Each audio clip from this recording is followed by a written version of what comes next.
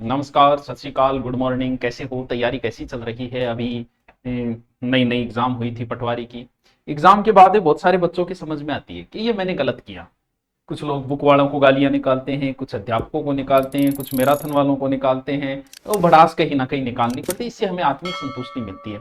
और उस समय हमें भी कोई बुरा नहीं लगता। हमें पता है बच्चा डिप्रेशन में, पेपर अच्छा नहीं गया है, तो किसी न किसी को दोष दे देते तो इससे एक अच्छी फीलिंग आती है। कोई बात नहीं, निकाल दिया करो। उसमें पेपर होते ही किसी ना किसी को निकाल दिया करो, भले हमें निकाल दिया करो भी, इसमें क्या गलत है। लेकिन पेपर से पहले जब 15-20 दिन बचते हैं तो हमें वो गलतियां नहीं करनी चाहिए जो बच्चे करते हैं। और इस चीज का पता भी हमें एक दो पेपर देने के बाद चलता है कि यार ये मैंने गलत किया, इस समय मुझे इस चीज में समय बर्बाद नहीं करना चाहिए था, या मुझे इस चीज में समय बर्बाद नहीं करना चाहिए। अभी करंट में वैसे हर एग्जाम के लिए है ये कुछ रूल्स जिन्हें आप थोड़ा सा ध्यान रखें। पेपर से पहले थोड़ा सा, पेपर से बहुत समय पहले, जैसे अभी एसआई की एग्जाम तो अप्रैल में, उससे पहले आप कैसे पढ़ते हो, क्या पढ़ते हो, कोई फर्क नहीं पड़ता।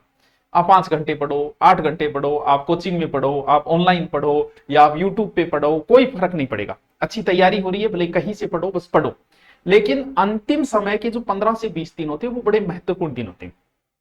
उन्हें आप बर्बाद करते हो कहीं भी, तो वो नुकसान होगा आपको। 20 दिन बाद आपको नुकसान होगा जिस दिन पेपर हॉल में बैठोगे। जैसे अभी 4th ग्रेड का एग्जाम है, जिसमें हिंदी 20 नंबर की है आपकी, अंग्रेजी जैसे 15 नंबर की है, जीके आपका 70 नंबर। इसका मतलब महत्वपूर्ण पार्ट आपका क्या है? जीके है। लेकिन कभी ये मत सोच लेना, क्योंकि अब ज्यादा दिन नहीं बचे हैं इसके, ये मत सोच लेना कि बहुत पोस्ट है, 50,000 नाको लाग जाएगा। तो फॉर्म भी 23 लाख भरे गए हैं, शायद रिकॉर्ड तोड़ फॉर्म है ये आज तक के। और हर किसी ने भरे, आप ये सोच रहे हो सबने भरे? यानी 23 लाख बेरोजगार है राजस्थान में। 23 लाख में से 50,000 तो कंपटीशन तो वहीं आके गिर गया वापस। फिर ये कई पारियों में होगा, बाद में वही आपस में लड़ेंगे, इसका नॉर्मलाइजेशन हो गया, इसका नहीं हुआ, जो भी है। अब हम, ये तो आपका पेपर है, और मैथ भी है भैया, 15 नंबर की, ये भी पढ़नी पड़ेगी। चलो ये तो कोई बात नहीं, चलता रहता है। जीके का अच्छा पोर्शन दिया गया है। देखो, अगर आप ऑफलाइन कोचिंग कर रहे हैं, भले ही आप किसी भी कर रहे हो, भले किसी का एग्जाम हो आपका। हाँ, उससे पहले एक चीज और बता दूं, अनुपर्ति के फॉर्म भरे जा रहे हैं। सभी स्टूडेंटों से निवेदन है कि अनुपर्ति का फॉर्म भर दे, और हमारा धुरीना सेलेक्ट करो या जिसको भी सिलेक्ट करो, वो कोई बात नहीं, लेकिन आप फॉर्म भर दे, ठीक है। हमारे वाला अनुपर्ति में धुरीना नाम से मिलेगा। तो इसके बाद में जब आप फ्री होगे, हम एसआई का बैच चलाएंगे, और तो उसमें आके बैठ जाओ। आपका अनुपर्ति में हो गया तो उसमें बैठ जाओ, 1-2 महीने के लिए पढ़ लो, आप किसी की भी तैयारी कर लो। अनुपर्ति में आपका जो मन हो वो भर दो, एसआई भर दो, रीट भर दो, ग्रेड भर दो, कुछ ही भर दो। यहाँ आके जो मन हो पढ़ लो। उसमें आपको ऑनलाइन कोर्स फ्री मिल जाएगा, साथ में पढ़ाई मिल जाएगी, 5 6 7 8 महीने जितना मन हो उतना पढ़ के जाओ। सब कुछ आपको फ्री मिल जाएगा, कहीं भी आप पढ़ रहे हो तो कोई फर्क नहीं पड़ता। लेकिन भर दे से, लास्ट अगले महीने की 14 है तो उससे पहले देखो। अगर आप ऑफलाइन कोचिंग कर रहे हो, अभी 4th ग्रेड का एग्जाम होने वाला है, तो अब बंद कर दे। सर हमारा तो कोर्स रह गया, तो वो तो 20 दिन में भी नहीं होने वाला। या फिर आपके कुछ महत्वपूर्ण बच्चे हैं, वो आप निवेदन करो कि सर अब ये करवा दो, हमें घर जाना है, या हमें सेल्फ स्टडी करनी है, यानी ऑफलाइन। क्योंकि 15-20 दिन पहले ऑफलाइन कोचिंग, क्योंकि ऑफलाइन कोचिंग आपका बहुत समय बर्बाद करती है, बाद में पता चलता है। एक बार ऑफलाइन कोचिंग जरूरी है, ये कॉन्सेप्ट बच्चे समझ गए। एक जमाना था लोग 3-3 बार कोचिंग करते थे, 4-4 बार। आजकल कोई नहीं करता, आजकल एक बार करता है, फिर वो हिसाब निकालते हैं। जैसे मैं मेवाड़ का इतिहास कराता हूँ बच्चों, ना करते मुझे 20 दिन लगते हैं। और एक बार बच्चा पढ़ा, उसे पहली बार 20 दिन लगे, बाद में उसके जैसे नोट्स बड़े, उन नोट्सों को जब वो पढ़ता है, 2 घंटे में पूरे नोट्स पढ़ देता है। तब उसे पता चलता है कि ऑफलाइन में समय बर्बाद हो रहा है मेरा। क्यों? क्योंकि जो काम 20 घंटे में हो सकता, 2 घंटे में हो सकता है, उसके लिए मैं 20 घंटे क्यों दूं। तो अगर आपका सिलेबस बच गया तो कुछ ना कुछ बचा रह ही जाएगा। अब जो महत्वपूर्ण कुछ है तो वो करवा लो जल्दी से, वरना आप छोड़ दो तो फायदों में रहोगे, ठीक है। दूसरा, ऑनलाइन अगर आप कर रहे हो, ऑनलाइन तो आपके पास ही है, छोड़ना कहां है। ऑनलाइन में ये नहीं है कि आप ये सोच रहे हो कि अब चलो मैथ और पढ़ दूं मैं, और अब मैथ शुरू करके मैं पढ़ लूं। ऐसा नहीं हो सकता, क्योंकि दिन ही नहीं बचे। ये जो लास्ट का समय होता है वो रिपीट करने का समय होता है, ना कि कुछ नया छेड़ने का समय होता है। नया कुछ भी न छेड़े। ऑनलाइन में भी वो टॉपिक पढ़े हो तो डबल स्पीड करके पढ़ो, ट्रिपल स्पीड करके पढ़ो, रिविजन की तरह पढ़ो। ये नहीं कि अब नया, अगर आपका 80% सिलेबस हुआ है तो उस 80 को रिपीट मारो, बार बार उसी को रिपीट मारो। आप चाहे कितना ही पढ़ लो। अभी 4th ग्रेड का एग्जाम अगर 6 महीने आगे खिसका दिया जाए, और आगे खिसकाने बाद आप खुश हो गए, चलो ठीक है यार, मैथ के मेरे 2 टॉपिक रहे थे, ये अब मैं पढ़ लूंगा, अब मैं 6 महीने बाद जब एग्जाम होगा मेरा 100% सब पढ़ा होगा, नहीं हो सकता। भले 12 महीने और आगे खिसक जाए, कुछ ना कुछ बच ही जाएगा। जो बच गया उसे छोड़ो।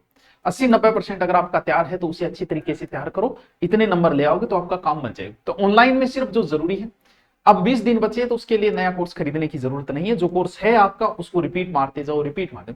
तीसरा जो सबसे महत्वपूर्ण, वो हमारा यूट्यूब है। देखो, हम कुछ भी कहें, हम आपके लिए मेहनत कर रहे हैं, चलो ये बात अच्छी है, लेकिन हम अपने लिए भी कर रहे हैं। हम मेहनत नहीं करेंगे तो भैया हमारा काम कैसे चलेगा, हमारा खर्चा कैसे चलेगा। तो हम दोनों की जरूरत है। आप हमसे पढ़ रहे हो, आपको जरूरत है, हम पढ़ा रहे हैं, हमें भी जरूरत है। हम कोई आप पे एहसान नहीं कर रहे कि देखो देखो देखो मैं था ना वो करा रहे हैं वो करा रहे हैं। अरे क्या एहसान कर रहे हैं, हमारी जरूरत के लिए पढ़ा रहे हैं। हम सर यूट्यूब पे आपको फ्री पढ़ा रहे हैं, हम यूट्यूब पे फ्री पढ़ाएंगे तो ये कहीं ना कहीं हमारी टेस्ट सीरीज है, ऑनलाइन कोर्स है, वो तभी तो बिकेगा जब हम कुछ पढ़ाएंगे। जब यूट्यूब पे कुछ देंगे नहीं तो ना हमारी किताब फ्री कोई नहीं पढ़ा रहा है। सबका अपना स्वार्थ है, मेरा भी अपना स्वार्थ है। अगर मैं यूट्यूब पे फ्री पढ़ाऊंगा तो ही मैं बोलूंगा कि ये मेरी बुक आ गई, आप खरीदने जाओगे। मैं यूट्यूब पे पढ़ाऊंगा तभी बोलूंगा कि ये मेरी टेस्ट सीरीज है, अच्छी टेस्ट सीरीज बनाई, आप खरीदोगे। ये हमारा ऑनलाइन कोर्स है। अब हो सकता है कोई ऑनलाइन कोर्स दे रहा है, कोई बुक बेच रहा है, कोई तीनों ही, हम जैसे तीनों में लगे होंगे। तो वो डिपेंड करता है कि हम यूट्यूब पे जितनी मेहनत करेंगे उतना ही हमारी ये ग्रोथ आएगी। तो हम ठीक है, हमारे लिए मेहनत कर रहे हैं, आपके लिए भी कर रहे हैं, ताकि हम आपको अच्छा कंटेंट दे सकें। तो दुकान तभी खोली जाती है जब दुकानें बिक रही हो। कुछ धंधे ऐसे हैं जिनकी सुबह सुबह बिक्री होती है, जैसे कचौरी समोसा, तो सुबह सुबह आता है कचौरी समोसा बेचने वाला चला जाता है। कुछ ऐसे होते हैं जो शाम को ज्यादा होती है, जैसे दारू वगैरह है, नॉन वेज है, अंडे वगैरह, उनको शाम को बिकते हैं, तो वो रेडियां शाम को लगती है। तो जब बिकेगा तभी लगाएंगे। अब जैसे एग्जाम नजदीक आती है तो व्यू ज्यादा आते हैं, लाइव ज्यादा आते हैं, तो हमें भी बड़ा चस्का लग जाता है। हमारे क्या है कि हमें थोड़ी आदत है, हमें ये पता होता है कि ये कंटेंट पे व्यू अच्छे आएंगे, इस समय अच्छे आएंगे, इस मैटर पे अच्छे आएंगे। तो हमें भी एक व्यू की बीमारी लग जाती है। कोई गलत नहीं है, हमारा भी अपना स्वार्थ होता है, हम भी सोचते हैं हमारा भी व्यू होता है। तो व्यू की बीमारी के चक्कर में क्या है कि जैसे एग्जाम नजदीक आता है हम अंट संट लेके आना शुरू हो जाते हैं, और इससे नुकसान आपको होना है। अगर आपका पहले से पढ़ा हुआ है और पहले से आप पढ़ रहे हो, क्योंकि यूट्यूब पे लास्ट टाइम में पढ़ा हुआ लगता है से याद रहेगा, नहीं रहना है। और यूट्यूब के ऊपर पढ़ना क्या है, और पढ़ भी क्या रहे हैं, ऑब्जेक्टिव पढ़ रहे हैं। जब बच्चा पहली बार पढ़ाई शुरू करता है ना, तो उसे नोट्स बहुत अच्छे लगते हैं, उसकी नोट्स में रुचि होती है, बुक में नहीं होती। बुक पढ़ने का मन नहीं करता उसे। जब पहली बार आप पढ़ना शुरू करो, बहुत कम रेयर केस बच्चे होते हैं जिनकी सीधी बुक में रुचि होती है, नोट्स नहीं पढ़ते वो। शुरुआत में नोट्स में रुचि बनती है। कुछ बच्चों की नोट्स में नहीं बनती, वो क्या करते हैं कि ऑब्जेक्टिव ऑब्जेक्टिव पढ़ते हैं। ऑब्जेक्टिव जब आप पढ़ते हो ना, तब लगता है कि यार मेरे सौ याद हो रहे। आप जो शॉर्ट्स रील देखते हो ना, शॉर्ट्स रील और ऑब्जेक्टिव में कोई अंतर नहीं, बड़े अच्छे लगते हैं। जैसे आप यूट्यूब पे या इंस्टा पे शॉर्ट्स देख रहे हो और मजा आ रहा है, देखते जा रहे हैं देखते जा रहे हैं, और 1 घंटा हो गया, और 1 घंटे में 30 सेकंड के हिसाब से आपने लगभग 50 रील तो देख ली होगी। वैसे ज्यादा होती है लेकिन 50 तो देख ही ली। और अब मोबाइल को रखो, याद करो कितनी अच्छी लग रही थी रील, कितना मजा आ रहा था। अब याद करो 50 में से कितनी रील याद रही, और सत्य बात है आपको एक भी याद नहीं रहेगी। एक या दो को लास्ट वाली बता दो तो बता दो। ये आपके दिमाग को कमजोर करती है रील्स। मैं भी देखता हूं, देखने लग गया तो मैं सुबह सुबह उठ के सवेरे सवेरे भी कम से कम आधे घंटे तो रील देखता हूं, आदत पड़ गई। तो रील से दिमाग कमजोर होता है। रील देखने में अच्छी लगती है, लेकिन जब आप बंद करोगे, आप याद करोगे तो एक भी याद नहीं होगी। लेकिन कितना इंटरेस्ट आ रहा था यार, कितना मजा आ रहा था रील के अंदर। वही हमारे ऑब्जेक्टिव के अंदर है। जब ऑब्जेक्टिव हम करवाते हैं, जैसे हम ऑब्जेक्टिव लेके आए, तो इसमें मजा बहुत आता है। आपको लगता है आपको याद हो रहा है, और क्या बात है। लेकिन ऑब्जेक्टिव के 1 घंटे क्लास बाद याद करना, कितने ऑब्जेक्टिव याद रहे। एग्जाम के समय भी वही याद रहेंगे जिनका आपने डिटेल पढ़ा था। जैसे मैं अभी 1 घंटे की ऑब्जेक्टिव क्लास लगाऊं, ऑब्जेक्टिव हो गई, कुछ एक्स्ट्रा बताऊं, और 1 घंटे में कोई एक नदी टॉपिक कराऊं। आपने ऑब्जेक्टिव देखी, आपको देखने में बड़ा मजा आया, आपको लगा वाह गुरुजी मेरे से याद हो रहा है, याद को नहीं रहा, वो लग रहा है तेरे सोर्स की तरह। अगर नदी को मैं 1 घंटे पढ़ाऊं, फिर आप अपने मोबाइल को उल्टा करो और याद करो कि नदी के सर ने क्या बताया। आप 4-5 बातें बता दोगे कि सर ने एक ये बताया था, ये नदी। जैसे शॉर्ट्स में नहीं बता पाते, वैसे ऑब्जेक्टिव में नहीं बता पाते। वैसे ही सेपरेट टॉपिक, जैसे आपने आधे घंटे तारक मेहता का उल्टा चश्मा देखा, आधे घंटे बाद महाराणा प्रताप का नाटक देखा, और आधे घंटे कोई और देखा, तो मोबाइल को उल्टा रखने के बाद आप बता दोगे मैंने ये 3 नाटक देखे थे। लेकिन सोर्स आप नहीं बता पाओगे। इसे आप नोट देखना, आप अभ्यास करना कि क्या बता सकते हो। तो वही है, ऑब्जेक्टिव कब निकालने चाहिए। ऑब्जेक्टिव हमेशा तभी निकालो जब वो टॉपिक आपको आता हो।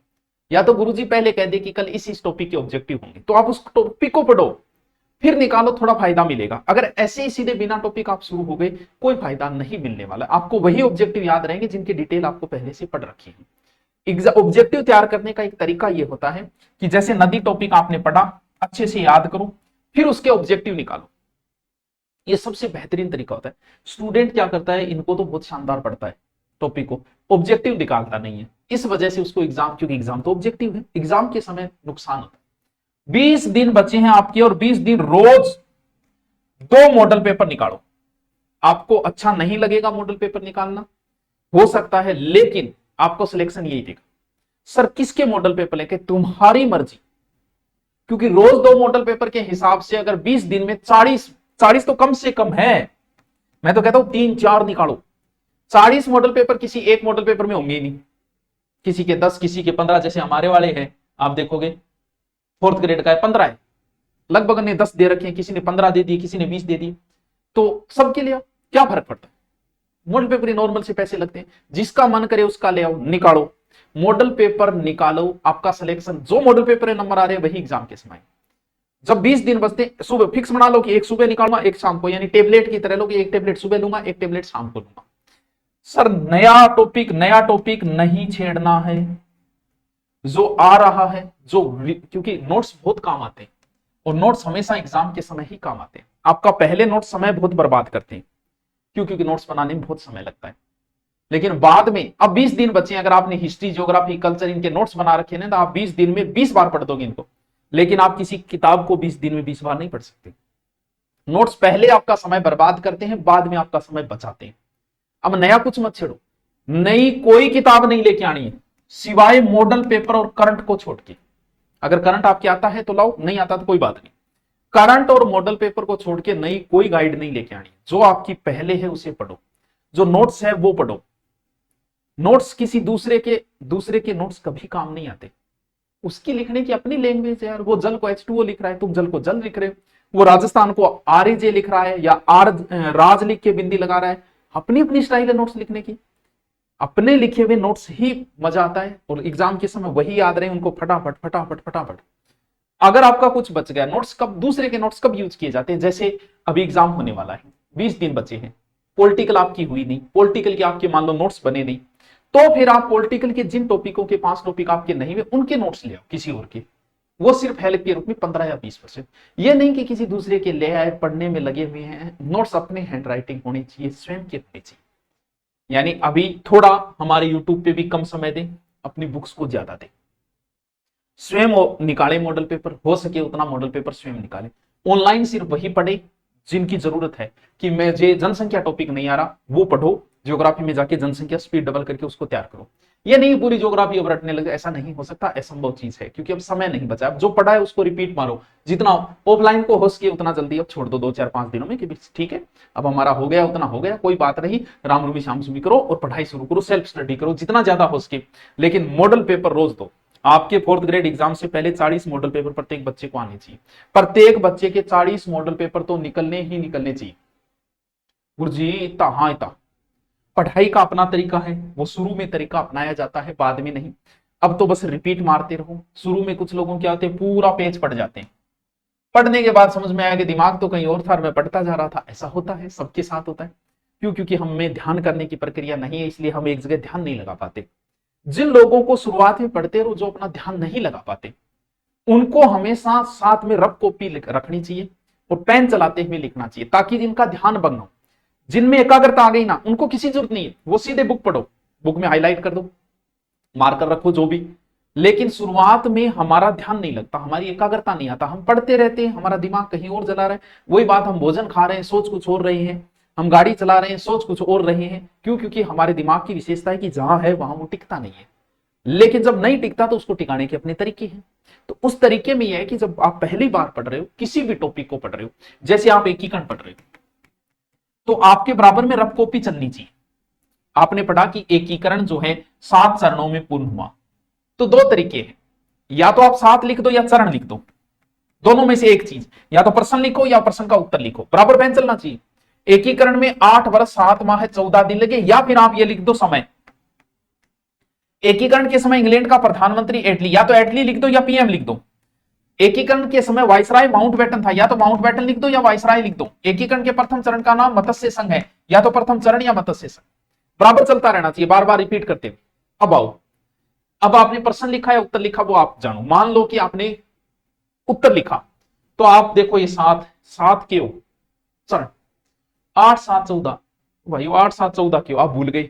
आओ वापस उसमें देखो। अच्छा समय हो तो एटली प्रधानमंत्री हो, माउंटबेटन अच्छा वाइसराय हो, मत्स्य संघ पहलो चरण। ये शुरुआत में, बाद में जब आप में एकाग्रता आ जाती है फिर आप रिपीट करते रहो, लेकिन शुरुआत में आपका बराबर पेन चलना चाहिए। तो अभी आपका एग्जाम है, आपको बहुत बहुत शुभकामनाएं। हमारी जो हिंदी चल रही है वो चलती रहेगी, वो हिंदी कोई फोर्थ ग्रेड के हिसाब से नहीं है। मैं कह रहा हूं अब आप सेल्फ करो, ज्यादा से ज्यादा सेल्फ पे ध्यान दो, ऑब्जेक्टिव निकालो, स्वयं ऑब्जेक्टिव निकालो ज्यादा से ज्यादा, क्योंकि यूट्यूब पे आपका समय बर्बाद होता है। जो ऑब्जेक्टिव मैं यूट्यूब पे मुझे कराना है 50 ऑब्जेक्टिव कराने में 1.5 घंटा लगता है, आप स्वयं उसे पढ़ोगे तो 10 15 मिनट में पढ़ दोगे। तो समय को थोड़ा सा बचत करें, दिन कम बचे, लास्ट दिनों में जितना पढ़ा है वो काम आ जाएगा, कहीं दिमाग में अटक गया आपका काम बन जाएगा। अभी आप समय की बचत करो, मॉडल पेपर निकालो, करंट पढ़ना है करंट की बुक लाके पढ़ो, और ज्यादा से ज्यादा रिविजन। जो पहले के नोट्स बने नया मत छेड़ना, ना नई कोई किताब लेके आनी है, ना कोई नोट्स लेके आनी, तुम्हारे पास है वो माल पर्याप्त है, बस यही सोचो कि मेरे लिए पर्याप्त है। क्योंकि पढ़ने से सिलेक्शन नहीं होता है, क्या पढ़ना और क्या नहीं पढ़ने से सिलेक्शन होता है। तो आप सबको बहुत बहुत शुभकामनाएं, तैयारी के लगे रहे। हाँ, अभी मॉडल पेपर हम आपको ऑनलाइन भी देंगे, जल्दी दूरी ना पे 2 4 दिनों में आपको ऑनलाइन उपलब्ध हो जाएगा, ऑफलाइन आप मार्केट से ला सकते हैं। Okay, thank you.